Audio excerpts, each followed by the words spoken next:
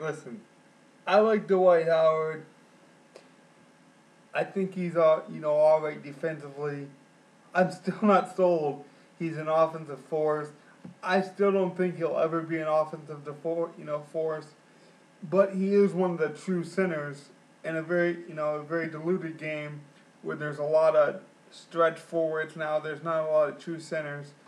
That rises the stock of Dwight Howard. However, I think the best center, if you look at potential and high ceiling, it's still Andrew Bynum. Now, Andrew Bynum is an egotistical maniac. Don't get me wrong. By far, he is crazy. He says outlandish things. He acts like a child. But let's not forget, he's the youngest player, to ever be drafted at 17 years old. He's still really young. He hasn't played a lot of basketball because of the injuries. So, in terms of potential, I give the nod to Andrew Bynum. And, let's face it, when you got guys like Kobe Bryant, veterans like that who are superstars, they know how to manage guys like Andrew Bynum. So the ego really wasn't a big issue for me. Dwight Howard, although I like him, I've never loved him. Like I said, he doesn't have a good offensive game that really wows you, And the problem is, he's injured. Everyone talks about Andrew Bynum being injured and how it was, a good trade to get rid of that guy. He's always been injured. Dwight Howard's going to miss over a month, they're saying. Maybe even as late as Christmas before he plays for the Lakers. As late as Christmas. So I got to listen to, him talk about how great he is and all these things. How it's such a good move for the Lakers and they're going to, rival the Heat and everything. It's like, pump the brakes, fellas. He's going to be out maybe till Christmas, at least a month. That doesn't seem like we're getting much of an upgrade, if at all, in Andrew Bynum. Andrew Bynum, granted, he didn't use the hook shot much, but he learned from Kareem Abdul-Jabbar, and I think that helped him a lot. He's got a pretty decent actual little jumper on him.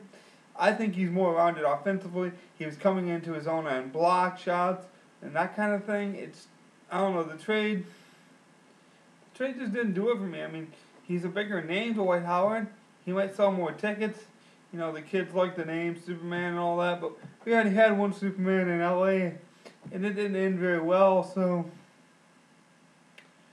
I don't know, I'm not wild by it. I'd rather have Andrew Bynum, to be honest with you. I think Philadelphia got the best end of the trade. Now they got Andrew Bynum and Iguodala, and, I really like that team and what they did. But as for the Lakers, I don't know what they were thinking. And, I don't know what, I really don't know what the Magic were thinking either. Really? They get some young first-round picks. Hopefully it pans out for them, but I think that deal in New Jersey would have been a better deal.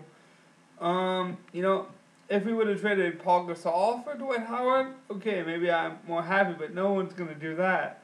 Giving away Andrew Bynum is just, maybe it's because Andrew and me are so close in age, and I feel like we've grown up together, we've developed together as Laker fans, or as Laker people.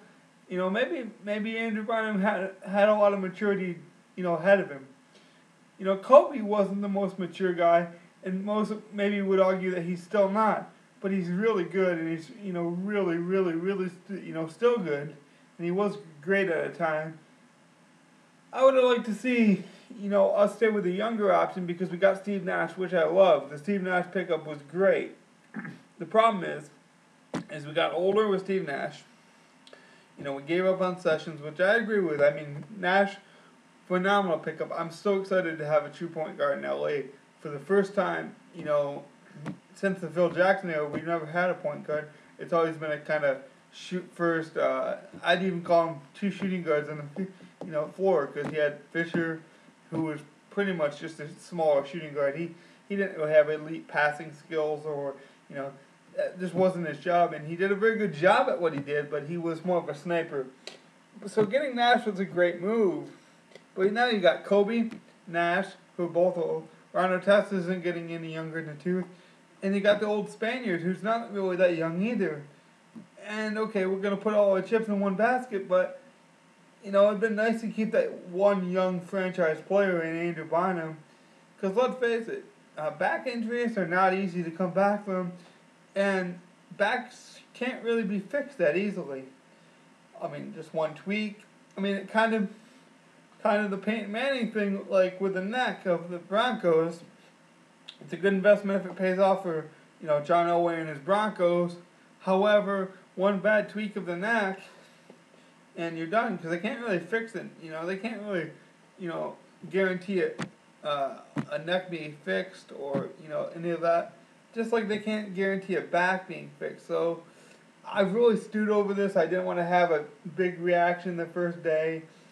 And I don't even know if people will really listen to this, but this is what I think of Dwight Howard. Good player, great defender, but not really an offensive threat.